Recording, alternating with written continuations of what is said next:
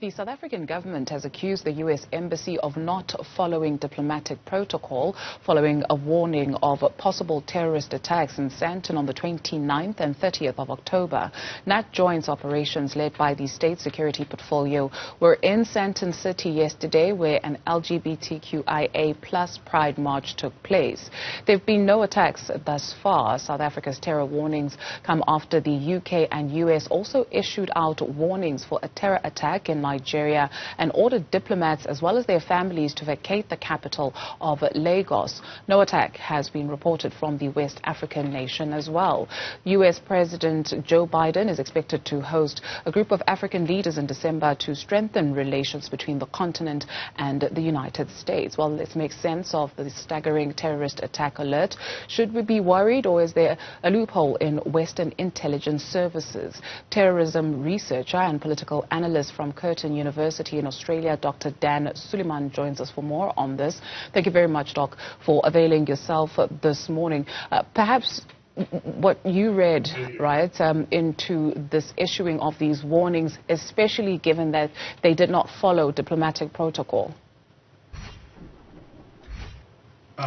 First of all, thanks for the question.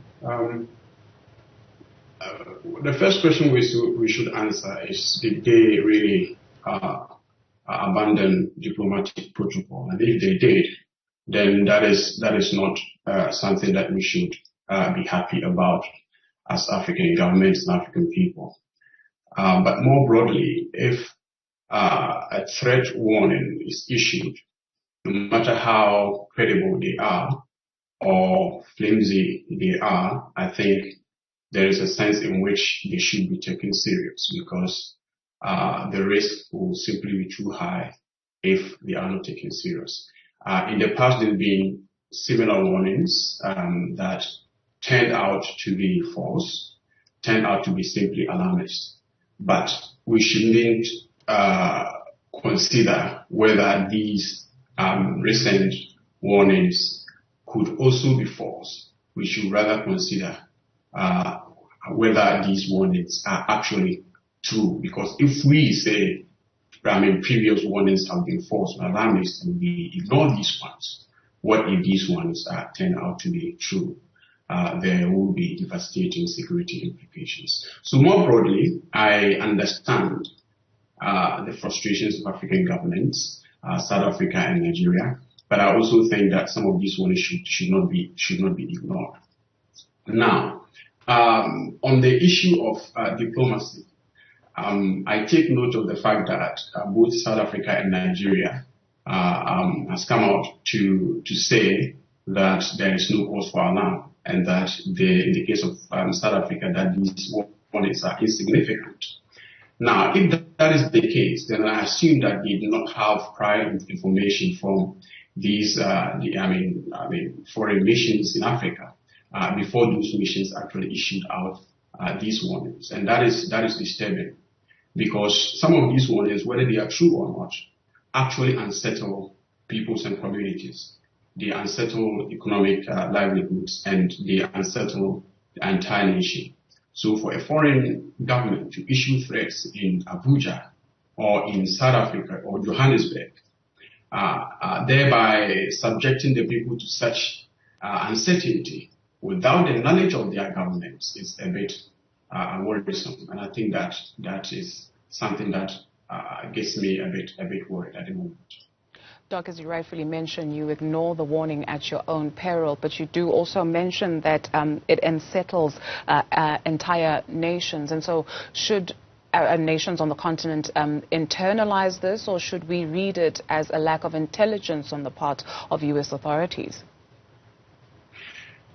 I think in the intelligent communities of all countries, African or Western, know one thing, that there is intelligence and there is actionable intelligence.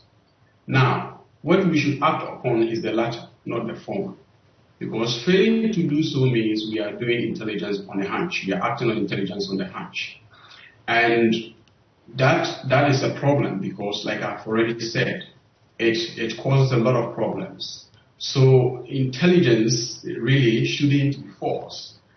if you issue intelligence, and on the basis of that intelligence, you say your citizens in foreign land or your targets should be protected, and it turns out to be wrong or to be false or alarmist, then this is the paradox of intelligence, because intelligence is supposed to be intelligent.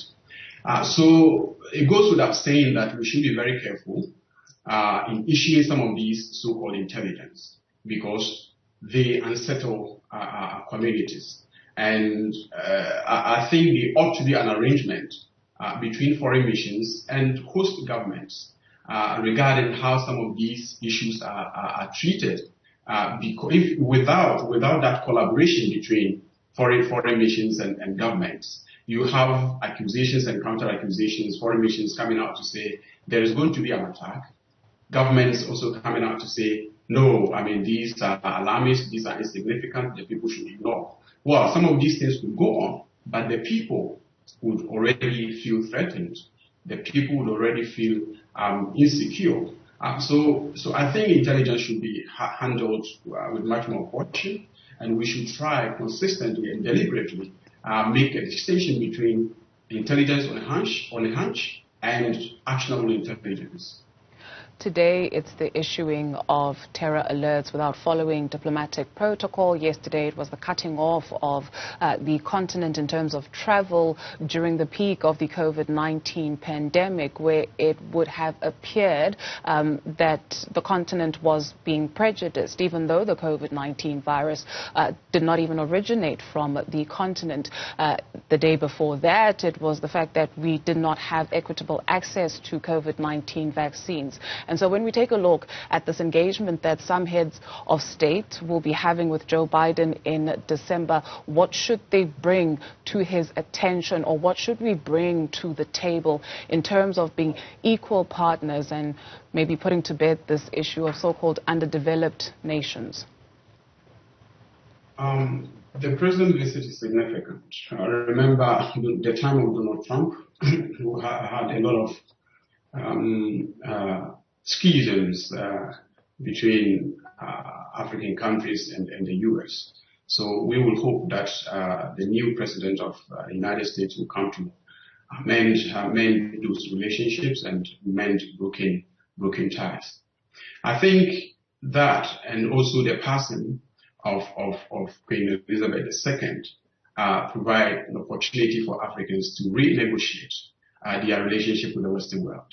I think it's about time Africans stick together and go to the table with a united voice to make a case that Africans are not pawns on the chessboard of global politics, that Africans, the people, their communities and their countries are very, very key, in fact, to these countries' own survival.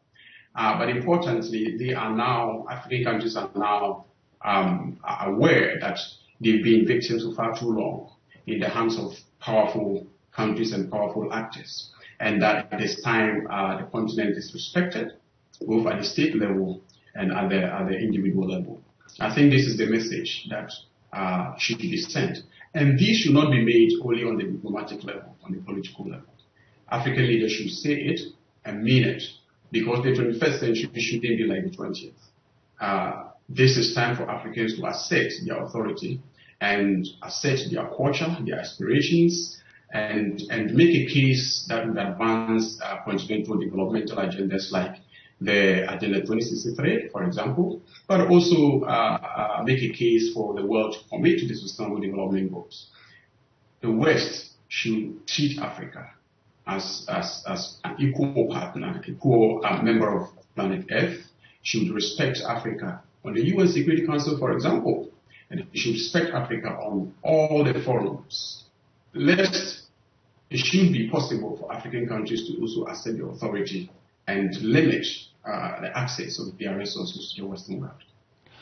Doc, as a terrorism researcher, in my very limited understanding, these attacks, or when a terrorist group decides on a country, it's more an ideological attack. So with these two countries, Nigeria and South Africa, what would the ideological reasoning be for okay, I'm trying to be very careful in my phrasing. Why would they perhaps target these countries, right? So in terms of ideology, what would be the attraction? First of all, we must understand that there are different types of terrorist groups or different types of terrorism. And ideology is definitely a part of the component parts of what the terrorism is. In the case of Nigeria, like if you read these threat warnings carefully, you'll find that the targets seem to be where there are foreign interests, either in the form of foreign nationals or foreign economic interests, or symbols that are considered to be Western, like hotels, like bars. I mean, in the case of South Africa, like the Pride March and things like that. So the idea here is that the militant jihadist terrorist is acting on the basis of the assumption that some of these things represent an aberration to the Islamic code, moral code, and they are attacking these sites just to send a message, just to sort of do the work of God for him, if you like. So this is where the ideological element can come in. They also target economic centers like something in Johannesburg, because perhaps they feel that in South Africa, or in the case of West Africa, Nigeria, are a part of the global force against the jihadist movement. So these are some of the considerations. But let us also not forget that the essence of terrorism is not really an attack. The essence of terrorism is the message that an attack sends. It is the dread that they put in people and in countries. So the mere decision by these foreign nations to advise their citizens not to go to certain places, or in the case of some other countries, advising their citizens not to visit Nigeria or South Africa, might have served the purpose of the terrorists, because the essence of the terrorist group, what the terrorist group wants, is to feel relevant, to let the people know that they exist, let the people know that it is relevant. So by just pushing out threat warnings, you've actually given the terrorist group what it wants. That is why it is important for us to be cautious and circumspect when it comes to the intelligence that reaches us, and we have to sift between what reaches us and what we should actually act upon. Thank you very much. That was terrorism researcher and political analyst from Curtin University in Australia, Dr. Dan Suleiman.